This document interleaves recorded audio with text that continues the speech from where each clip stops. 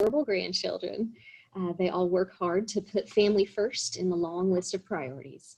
And Krista is always enthusiastic to improve herself and others. And she does that, improving others, in her certifications that she is certified to train in several different topics: crucial conversations, getting things done, and 5 voices.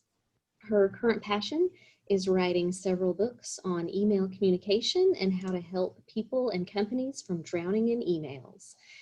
Her full-time gig currently is bringing joy through her position of Workforce Development Consultant with Francis Tuttle Technology Center. And Krista is here with us today to fill us in on some key areas on how we can all improve our email game. And please join me in welcoming Krista. Thank you so much. Welcome, everyone. Is my sound coming in clear, Rob and Heather? Okay. So I do want to start out with a little housekeeping. We've already talked about staying muted. We're going to use the chat section a lot today. So if you're on a desktop or a laptop, it's probably on the middle bottom of the bar. It says chat. If you will press on that, then we can answer some questions and we can discuss that way today. And then we will review after each area of discussion. But do not fear. At the very last slide, there is going to be a link that you can go to for feedback to me as a presenter, and also for your society to know what learnings you want to have in the future.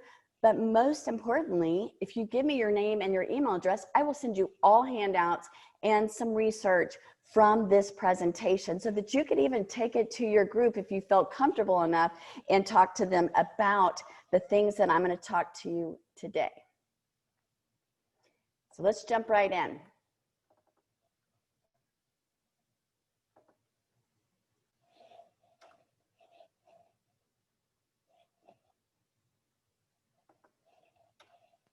Hey Tyler, you going to that all-day meeting tomorrow? I'll be on vacation from Tuesday, June 27th until 2 days ago. Your auto response is still on. I'll be on vacation from Tuesday, June 27th until 2 days ago.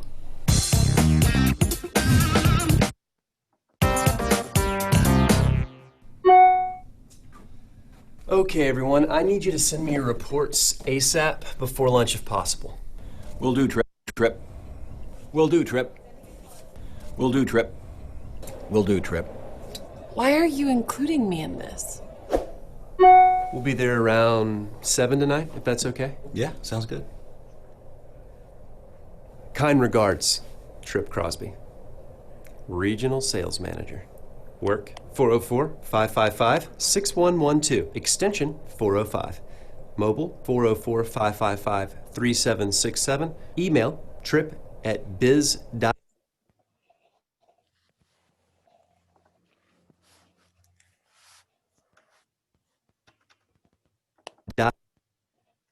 Wow.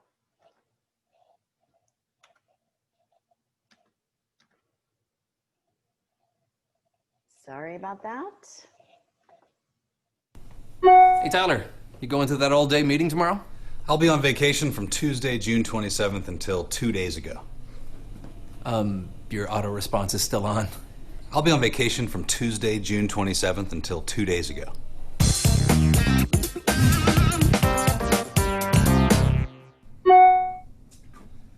Okay, everyone, I need you to send me your reports ASAP before lunch if possible. Will do, Trip. Will do, Trip. Will do, Trip. Will do, Trip. Why are you including me in this? We'll be there around 7 tonight, if that's okay. Yeah, sounds good.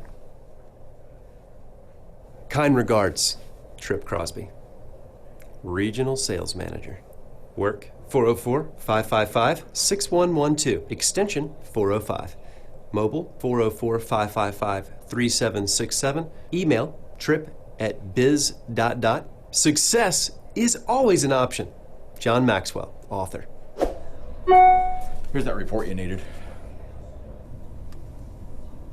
I don't see anything. Oh, dang it, I forgot to attach it.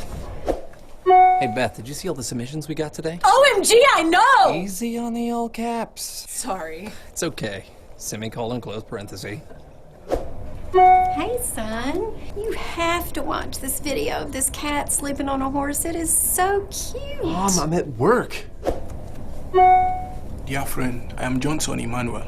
This might come to you as a surprise. I'm the next heir to the throne in Nigeria, and I want to offer you a large sum of money. Please stop coming here.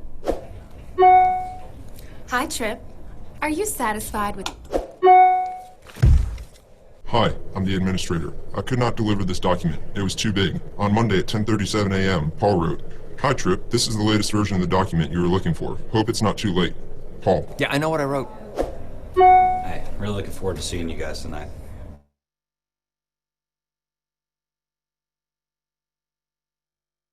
Person or entity to which it is addressed, and it may contain confidential and/or privileged material. Any review, retransmission. I don't know what that means. Inbox full. That's what he said. Hey, what's this poker game I hear about this weekend? Who's that guy? You mean to bring anything, or? I meant to invite a different David. Rain check?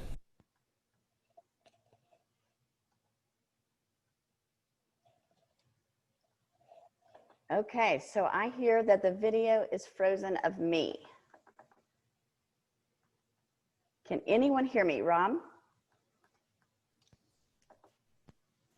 Yep, I can hear you, Krista. Okay, can you take me off share for some reason?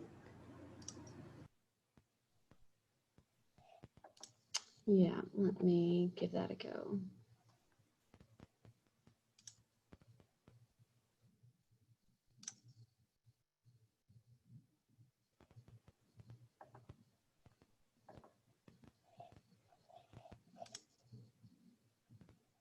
It seems like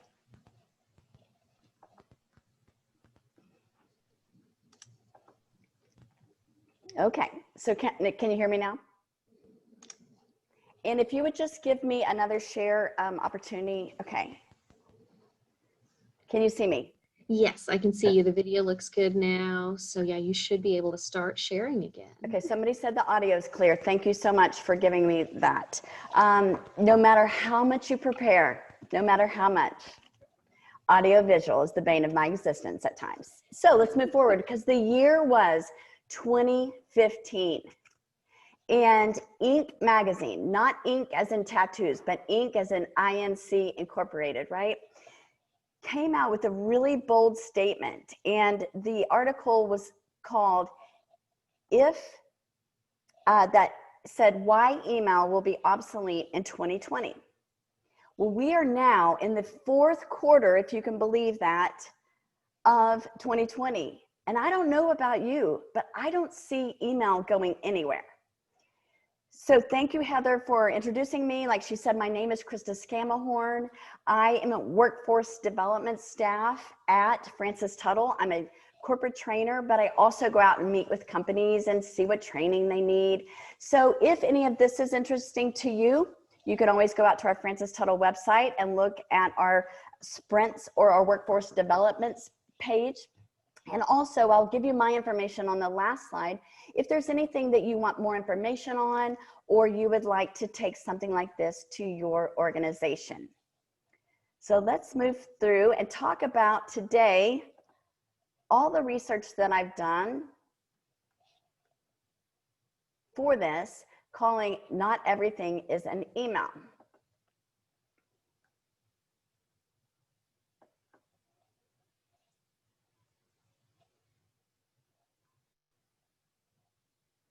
Okay.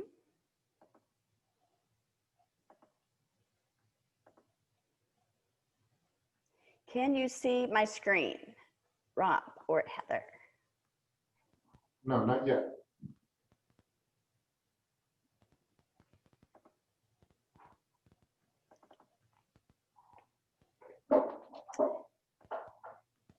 So everyone stay with me, because if it doesn't show,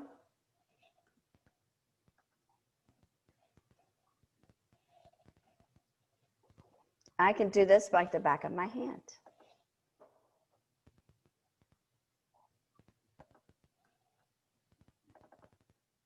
It's coming, and there it is. All right. Okay, so these are 3 areas that we're going to discuss today, guys. And these are things that have driven me crazy for the last 2.5, almost 3 years now.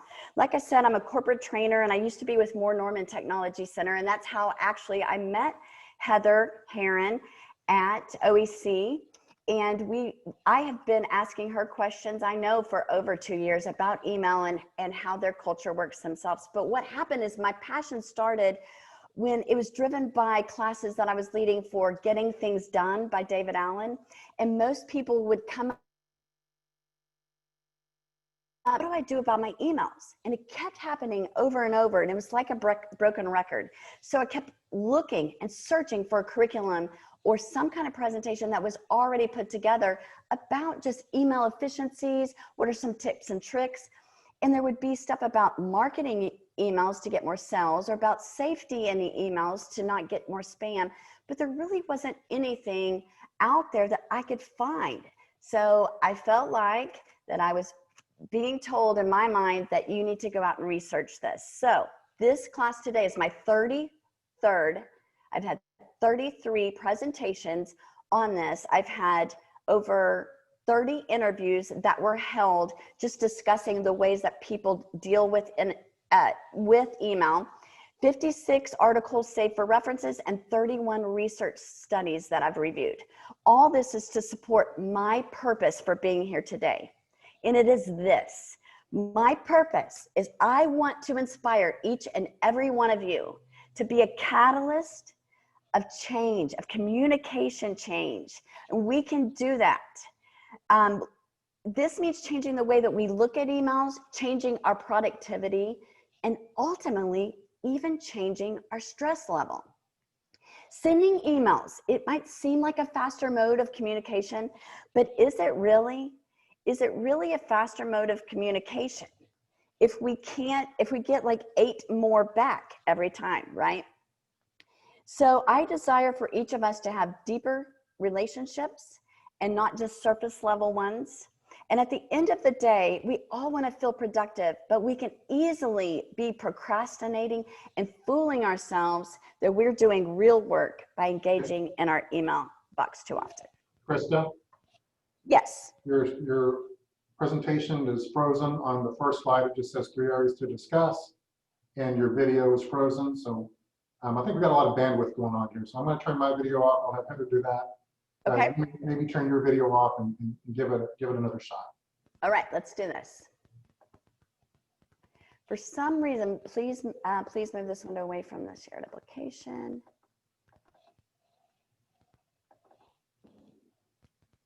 Okay, okay. It says your screen sharing is paused.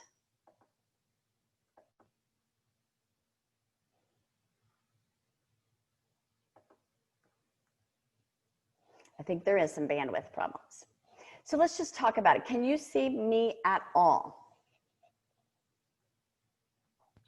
Currently, I see your slides, and then in the top right-hand corner, you're floating. Okay. So now I can see your slide again. I can see your mouse move. Yes. Okay. This works. This might work. So this might work even better. If everyone would get out their phones, or if you have a desktop with a dual monitor or a laptop nearby, we're going to take a poll, because we're going to figure out where we are, what people think about anonymously, what picture makes you think of email. So if everyone would go to Mentimeter, let's try this. Menti.com is MENTI.com. So if you'll go to Menti.com and use the code 7606456, then you can go and see which picture makes you think of email. So let's all participate in Menti.com. Use the code 7606456. We've got 4 people participating so far. Minty.com.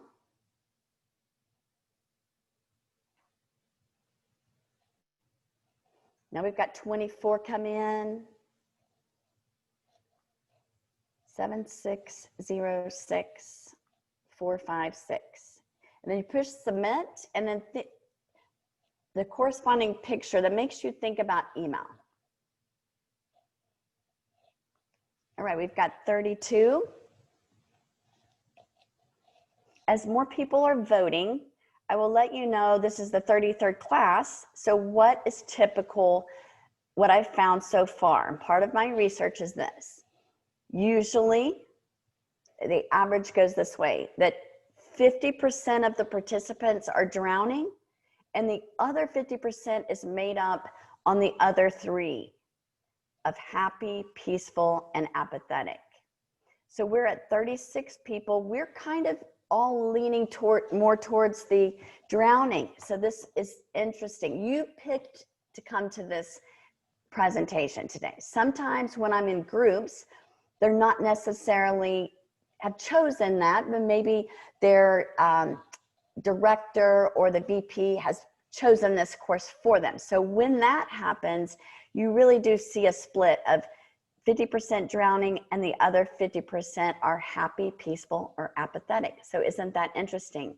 What makes this eye-opening is every time I have a class with a group, it's always interesting that within a department of two people are almost best friends. They go to lunch every day together. Sometimes they've never even discussed. One of them could just love email and just email the heck out of people, and the other person hates it. And when they figure that out, it's always really interesting. So the things we're going to talk about today are you and I. First thing we're talking about, you and I, how you and I email each other. And respond and reply. We make the difference. We start the change. Number two is this, how organizations, departments, and companies can change the culture by just working together with our peers and making some decisions. And number three, the dreaded inbox. I'm going to give you some tips and tricks and ways to slay that email dragon. So let's move forward. The first one, you and I, personal email tactics, right? The first way to foster better email culture is to start with how you and I personally engage in our emails. So let's call it personal email tactics. And the research, the latest research, this is the most conservative number in the last 5 years. The McKinsey Global Institute came out with a study. At least 28% of our working day in America is spent engaging in emails. That's over a quarter of your time. And the most of the research in the last 3 years is really edging more towards a third of our day is spent shuffling, deleting, making folders for, and looking in our inbox. Not only that, but this same research showed this. We are more likely to be combative, negative, and we're twice more likely to lie through email versus other modes of communication. In fact, emails are only effective 7% of the times. Each of these yellow starbursts has the percentage for the effective modes of communication, the best being, obviously, face-to-face. So let's use an example. I want to either be promoted or ask for a raise. What would be the best mode of communication by looking at these percentages to go and discuss with my superior? Well, I would figure that face-to-face is 56% effective, right? Even if I had to make a phone call, so say my boss is in another state, a phone call or a Zoom would be better than a written text or email, which is only effective 7% of the time, right? So what if there was a way to formulate better emails and not cause more emails? Let's watch this short video. It's going to show us some ways to send, forward, and respond to emails in a very good and concise way and not make more emails. Also, if you have a pen and paper near you, please write down ones you like or maybe even disagree with, as we'll chat about it in the chat area right after.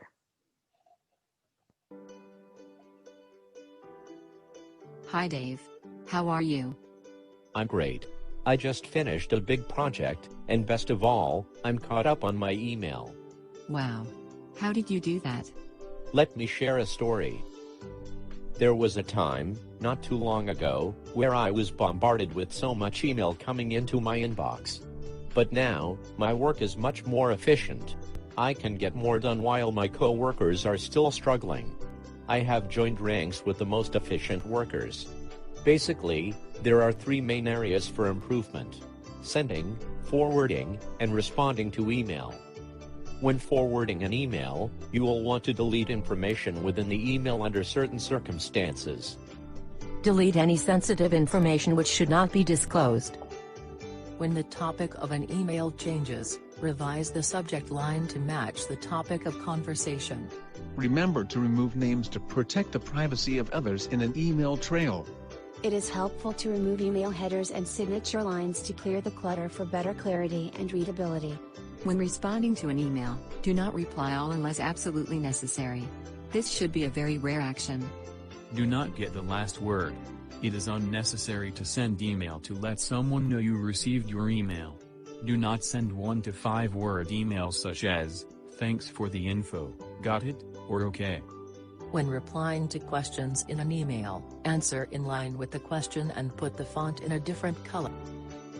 And now, let's discuss sending email. Think through the process. Is this the best mode of communication? What exactly is the intention or purpose of my email? Who absolutely needs to receive this email? Remember, if in doubt, leave them out. Remember, the most effective email will not create additional emails. Write the perfect subject line by designating recipient's actions. Spell out your expectation up front by using highlight, bold and or italics to point out the action needed. Send an email that doesn't require a response, but to file for future reference by designating for your information. Use read receipt sparingly, rather state "please reply" in your subject line.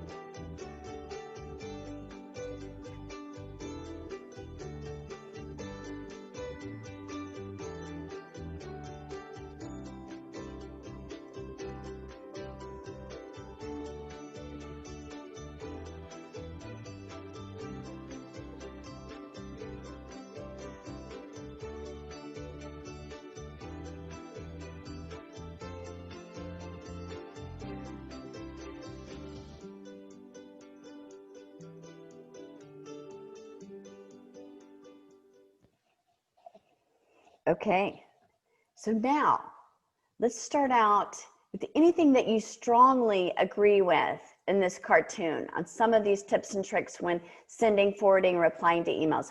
Put those in the chat box right now. We're going to save those for later, and we'll have a whole grouping of what things do you strongly agree with. Maybe it was making sure you change the subject line before you forward it on. That's a good one to use.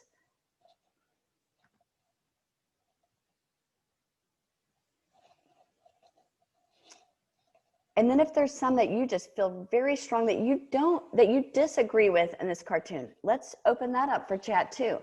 Maybe the one that I get the most when I'm doing this with departments and groups is the first thing that happens is someone raises their hand at the end of it and says, "I disagree with emojis," because I like emojis and I like to show how happy I am. So that's their opinion. And I always say this: if you would ask that person out for lunch or for a beer, or if you're friendly in that way, then emojis are fine. They can be funny, snarky, you know, just show your emotion. But if you're sending something to a new customer, to someone else in the organization, maybe a board member, that's probably not something that you want to put in there. If it's a professional email, exclamation points and emojis are not always appropriate. In fact, I always say, if in doubt, leave it out. So it's actually come up and said stop share. I would love to see some faces, but it's not allowing me to stop share. So we're going to move forward. Or if Rob would like to tell me, are there any questions or disagreements with some of the stuff that was sent in the chat area?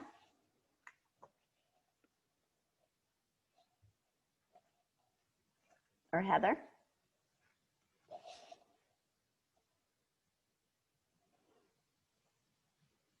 Okay. Well, we're going to move forward. I'm going to summarize what we just talked about is take time and ask yourself, before you send the next email, after this presentation, first thing, ask yourself, should this be communicated through an email? Does somebody have something to say? Sorry, I was on mute when I was replying, but yeah, a lot of agreement with what you're saying, Krista, especially on reply to all. That's the number one. That's the number one is reply all. And if I could, I would tell every single organization, company, whatever business, it should not even be allowed. It shouldn't even be allowed, because really you should only do it on less than 5 people. And most of the time, if you reply all to 5 people, you could even type in their addresses into your inbox. So I just want to let you know this though, if you do choose to email, and email is still a good tool of communication, make sure you try to be as succinct as possible so you are not causing more emails, right? So that's the last thing you want to do. And my latest thing is I really try to put bottom line up front, BLUF. Remember this, BLUF, bottom line up front. So after you've written a whole dissertation of why you're sending your email and the call to actions at the bottom, people aren't reading down that far. So then take that, cut it, and paste it at the top. Call to action, and then you can put the story below it. Try that. Or even this. Sometimes I even try to put the entire reason I'm emailing them in the subject line. That's a lot of fun. And they see it right off, right? So that's the first thing we're talking about. You and I, we are the ones that start to be the catalyst for communication change. The next thing we're going to talk about is employer strategies for email. Think about this. So we're all in HR here. And it's really interesting that all of our organizations usually have some kind of onboarding, new employee orientation, something of the sort like that. We tell people the dress code policy, parking protocols, hiring policies, but companies have not really developed. And if you have, I do really want to hear that in the chat box because we're recording so we can have it later. Email communication tools or policies, things like that, for something that we're using a third or a quarter of our day, it seems strange to me that we don't have any kind of guidelines for companies for something like that. So more and more companies are talking about the dangers of spam emails, but wouldn't it just seem like we should more appropriate if we have strategies to make it more effective? So I'm going to show you some of my research now. Love this one. It's from the Grossman Group, and the title alone is awesome. Enough Already, Stop Bad Email. But what they came up with as a key takeaway, that email is here to stay, but companies need policies and tools to reduce email overload. Now, I'm not the type of person who believes anyone really needs another policy. It sounds a little punitive, but I do believe we need tools and guidelines to use so that we can help with this overload. In fact, this study should tell the whole story. It was done by the University of California, Irvine, and the U.S. Army Research Center. They took a large group of data entry workers in California and they divided them up for 1 week. There was a test group that was not allowed to have any access to email for entire work week. There was the control group who went around their week just as normal, right? Diving in and having their emails ding at them at notifications, maybe the little envelope in the corner with 7, 17, and 47 emails just piling up as they're trying to concentrate. There were 3 things they were trying to gauge, and it's at the bottom: the stress of the workers, the relationships, and the focus.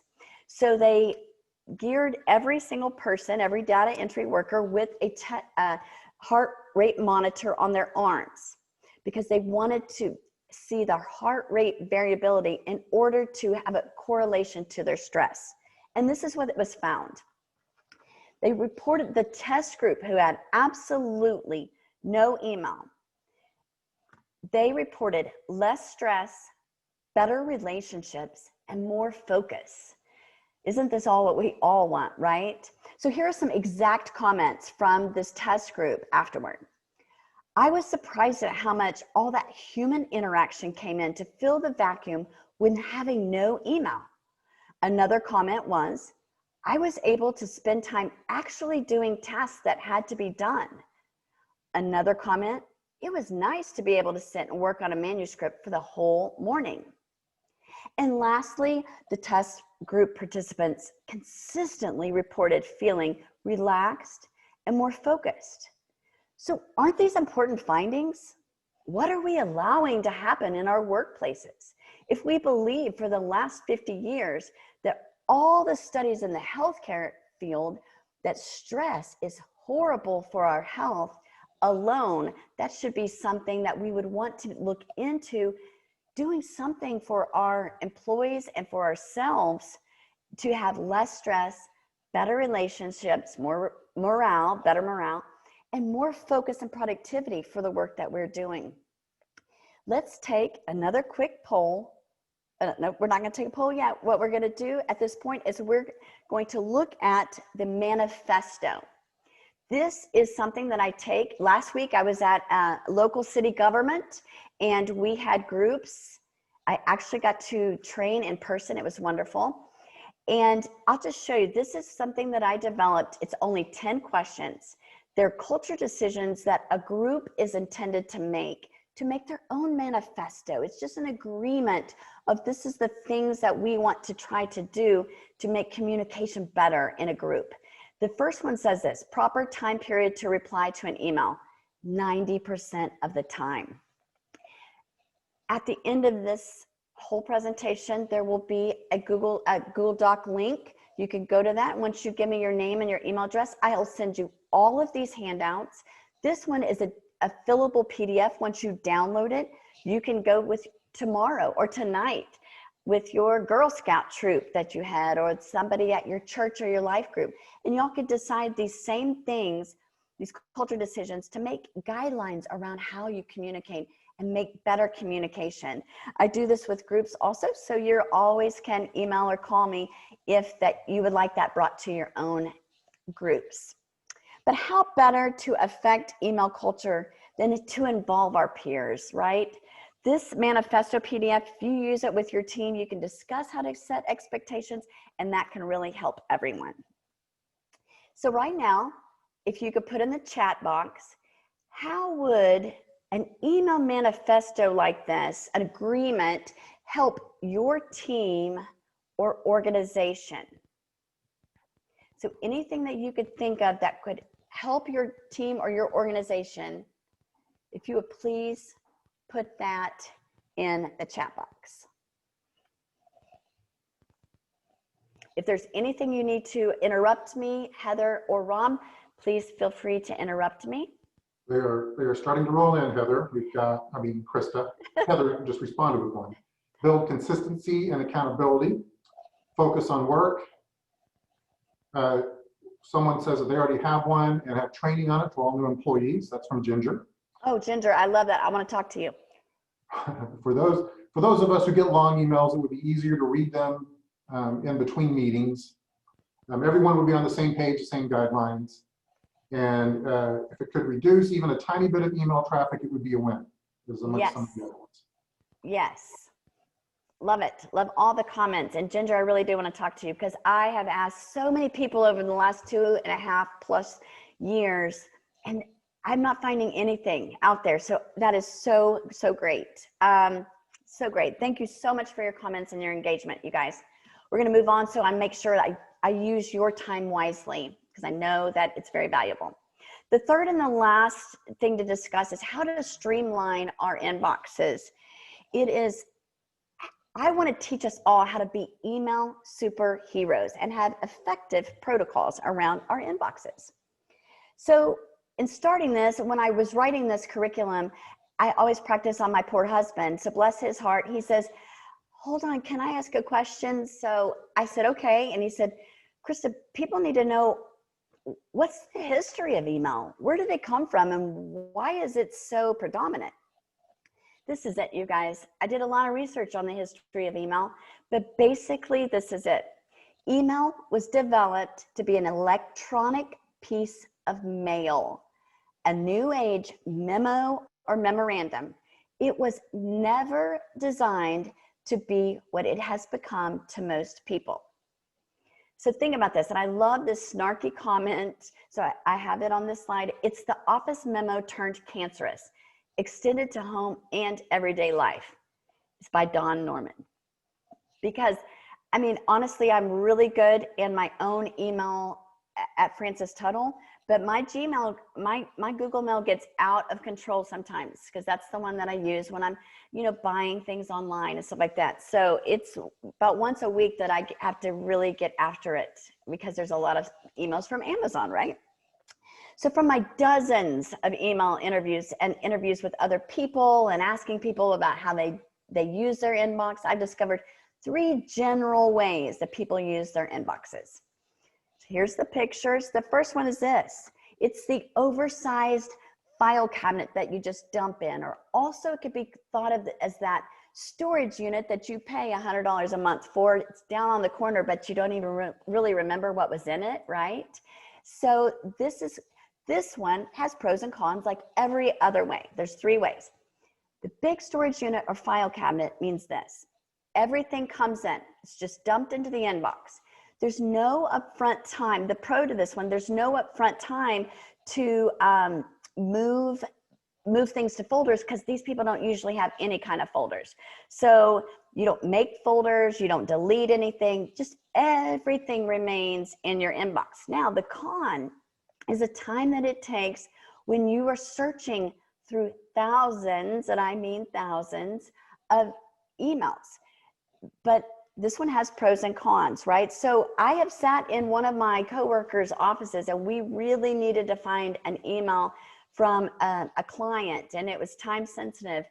And I sat in there for 30 minutes waiting for her to find a particular email. So that one can be a real time suck, right? So let's just agree with that one. But now there is no judgment on how anyone uses their inbox.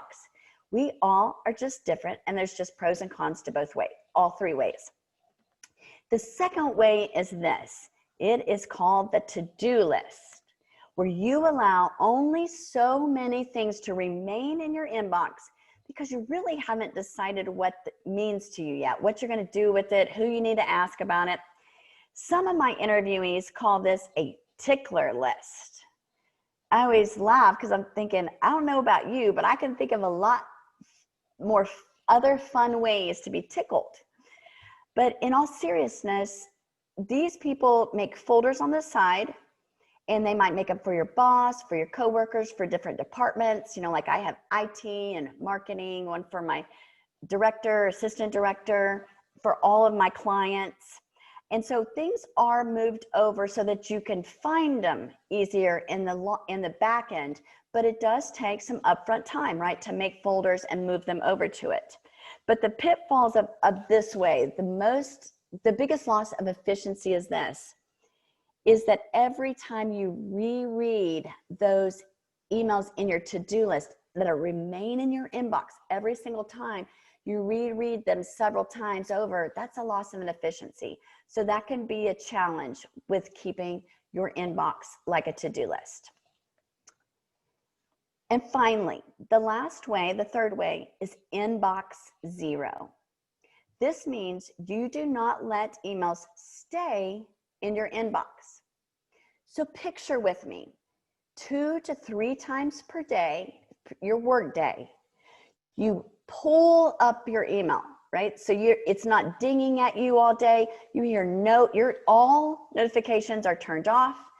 Even the ones that just have the quiet envelope where the numbers keep flashing, all of them are turned off. But you pull it up every day and you do something with those emails at that time. You either put it on a to-do list, or you answer them, or you put them over as a FYI for later into its appropriate folder. That's inbox zero. Now, the con to inbox zero is this. I'll never forget the day. It was 2 years ago in the summer, early summer. I left my office. At that time, I was officing above the iHub at OU, on the OU campus. And I left that day, and I'm calling my husband, as I always do on my way home. And it's been a great day. And he said, wow, what was so good today? And I said, I don't know. I'm just in a great mood. It's just a great day. I got a lot done. And as I got off the phone with him, I realized this, you guys. I had not made one phone call to a client that day. I had not even called any of my coworkers that day. I had spent the entire day shuffling, answering, forwarding, and replying emails. How's that for productivity? I train getting things done, and yet I had fooled myself that I had done real work that day, and all I really did was shuffle around emails. So we've got to think that that's also a con to inbox zero. So you have to be very careful.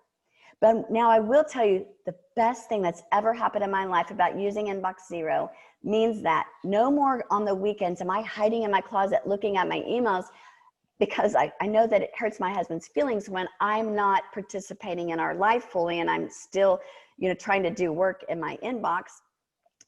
When I leave work that Friday night at 5 o'clock, there will be not one email in my inbox. So it tells my brain it can stop, settle down, and enjoy time with my husband, my family, my community, my neighbors for the entire weekend until I go back on Monday and I can start all over again. But I can enjoy and really rewind. I have better relationships, less stress, and more focus on things that are important in my personal life. Now, there are 4 things that I've designed and developed that I've found people could do more of these. I call them the 4 Ds. If you do these, you really can improve your inbox, no matter how you keep it, whether it is you just keep it like a big storage unit, you keep it as a to-do list. This is the way that you can get better efficiency to do these. The first one is delete. I think that's pretty comprehensive. Most people know how to delete. But you do need to know this. I don't mean to be condescending, but not everyone knows this. So I'm going to say it, that once you delete that, it goes to a delete file. So make sure once a day, once a week, that you delete everything out of that delete file. When I left Moore Norman 6 months ago and came to Francis Tuttle, talking to their IT director, he had discussed that they were looking at having to put another server and even construct out walls because people keep too many things that they don't really need. So delete. It feels wonderful to your soul. The second thing is delegate. You get an email from someone. I got one last week. I got an email from somebody in another part of the state asking me, were we going to have at Francis Tuttle any openings for our customer service department at our new campus up on I-35 in Danforth and Edmond? I am a trainer, and I talk to companies all day long about training, but I don't know anything about the construction on and the hiring of customer service reps. So I delegated by forwarding on that email to someone who knew about that, introduced them through email, and removed myself from that process and deleted that email. Now, if you hear nothing else from today, I'm going to give you a nugget of truth. And that's the 3rd D of just do it. This is called the 2-minute rule. I've mentioned that I do training for David Allen's Getting Things Done, so this comes from that. The 2-minute rule is this. If you get something in your inbox that's actionable and you can do it in 2 minutes or less, it's best to do it right that moment, because 2 minutes is an efficiency threshold. And that means it would take you longer to copy that action that's requested, put it in a to-do list or a next actions list, or even leave it there and reread it a couple times. Just do it right then. 2-minute rule. So if it's 2 minutes or less, do it right then, and it will change your life in everything you do. Disengage is the 4th D, and disengage is this. So you bought a really cool jacket from Banana Republic, and you used your email, of course, because it was going to give you 20% off. And then you get 3 or 4 Banana Republic marketing emails per day. Disengage means unsubscribe. Unsubscribe and do it quickly. You guys, do it quickly. You can always get back on a list. I unsubscribed this morning to something, and it was funny. It took me to their page to unsubscribe and said, if you want back on, please just come see us. It's never really over. They still want your money, but unsubscribe and do it quickly, or you will be piled in email, and so will the servers of your company. So now we are going to take another poll. So get out your phones or get ready on your laptop or your desktop.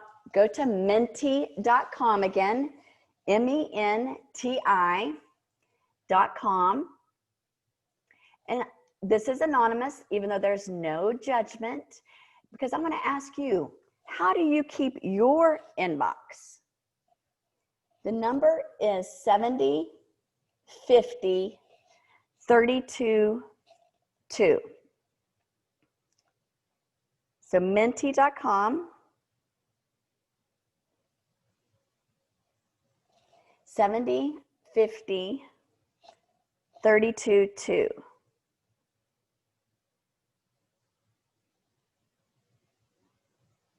Submit those answers and we can see them coming in. How do you keep your inbox?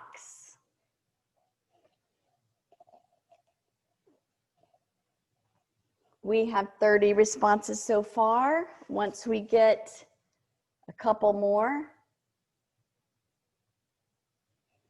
we will move on. So the large file box or storage, 39%. And we have the to-do tickler list is 53%. And then inbox 0 is at 8%. So I love this because I also like to see what each group kind of represents. So right now, I will tell you what I currently get. In the other 32 classes that I've had, this is the typical percentages, and we are not near the typical percentages. So usually the large file box or storage unit is upwards of 65 to 75%. So we're way under the normal. We're almost half of what the normal percentage is. The to-do or tickler list tends to be about 20, 25%. And inbox 0 is 5% or less. So we are definitely have a very original group, which makes me happy because I love things that are very quirky and original. Now that we've talked about how we keep our inboxes, I'm going to show you some tips for effective inbox protocols. And this video is called Be an Email Superhero.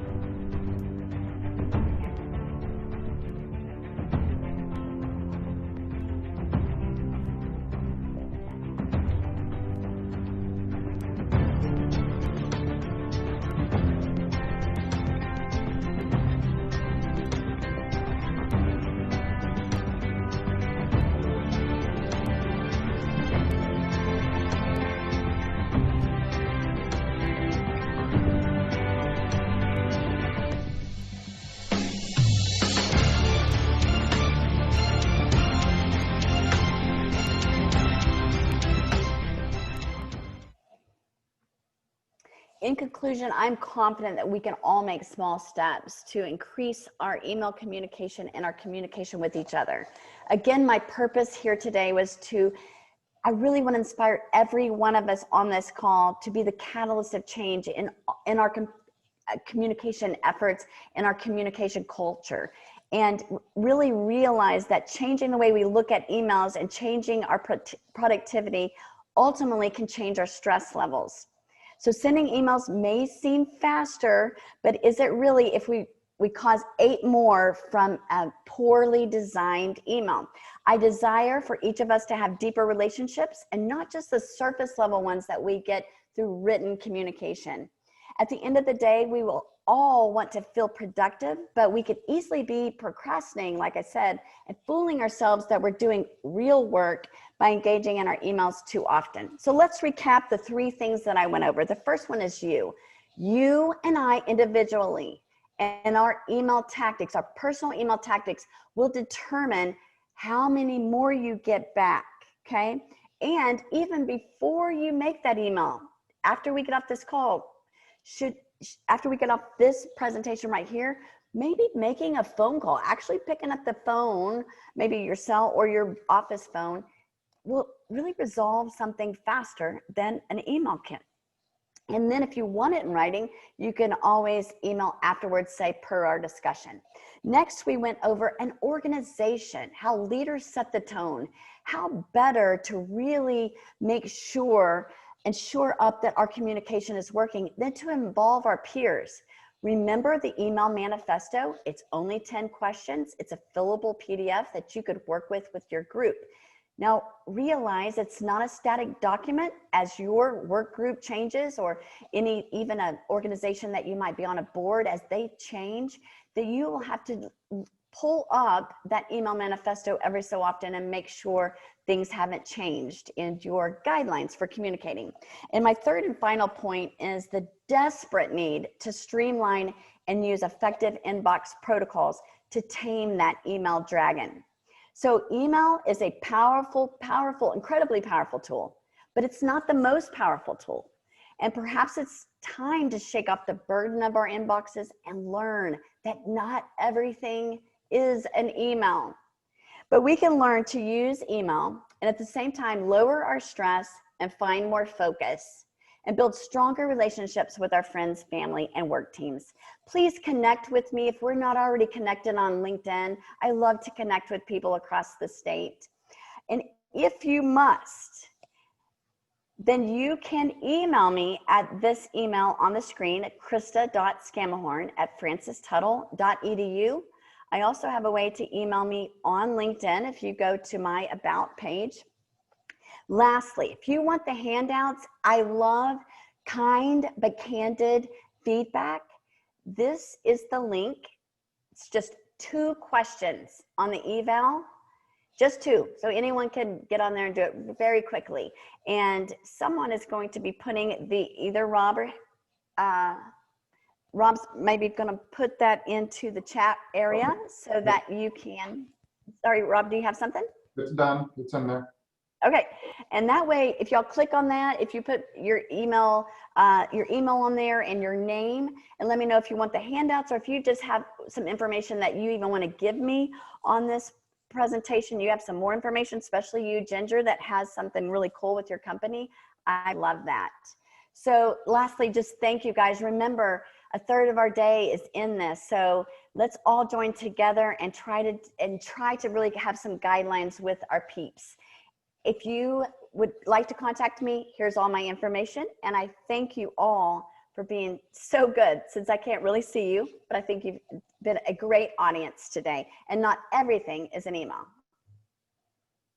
Thank you, Krista. And I can say that, yes, we have had a great audience. They've been very vocal with lots of comments along the way. And so if anyone has any late questions here, please go ahead and put them out there for Krista. I did have somebody with one comment I wanted to kind of pose for a response from you, Krista. Okay. While those are coming in. And it was from Linda Turner, who said, sometimes I want to say okay or thank you so that I know they read the email and understand. I thought that was a very good point that Linda was making. So what do you say to that?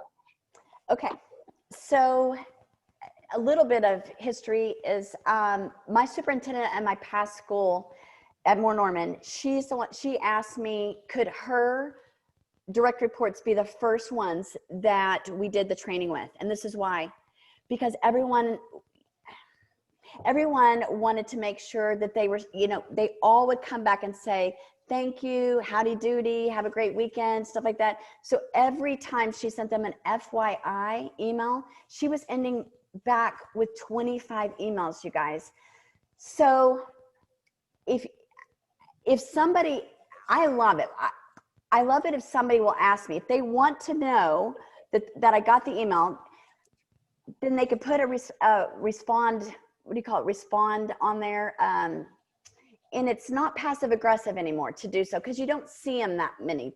You don't see them much anymore. There's, you know, you have to click if you read it or if you got the email.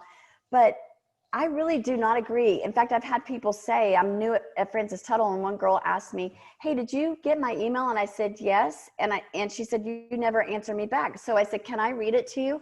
And I read it to her, and there was no call to action. There was no question on it. And so I said, there was no question or call to action. And so I didn't want to junk up our servers with just saying, okie dokie. And so she said, oh, you're like that. And I said, yes. So, but saying that, in that same vein, there are people who want to know that you got it. And there's some documents and some communications that's very, very important.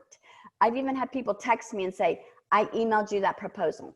You know, that's good too. So I don't think we need to say okie dokie or okay every time you got an email. I respond when somebody, and that's what happens with the manifesto. When you have a manifesto with a group, you have an understanding. Unless there's a call to action or a question, then I'm going to take this as an FYI. Okay, very good. We've got 3 more minutes and 2 people asked questions, so I'm going to try to get them in here for you. Okay. In your research, have you found that generational differences influence how email is viewed and used? You know, I haven't seen generational differences, but I have definitely seen, I would love for someone to do like Myers-Briggs versus email preferences, or if everyone knows, just true colors, because what I have seen, because I've been on different teams, boards, stuff like that, I feel like, but I don't have any research behind it, that the blues, you know, that are wonderful people, wonderful, soft, loving people that we need, our nurturers, our caretakers, they don't mind email. They love it. You know, personalities make a big difference. Yes, Candy Cochran, yes. And so I really do believe there's some personality differences, but no, I do not see generational differences. I will say that every time I do this in person, it is always a female who raises their hand after I play the very first video and says, I don't agree, I like emojis, and I really like exclamation points.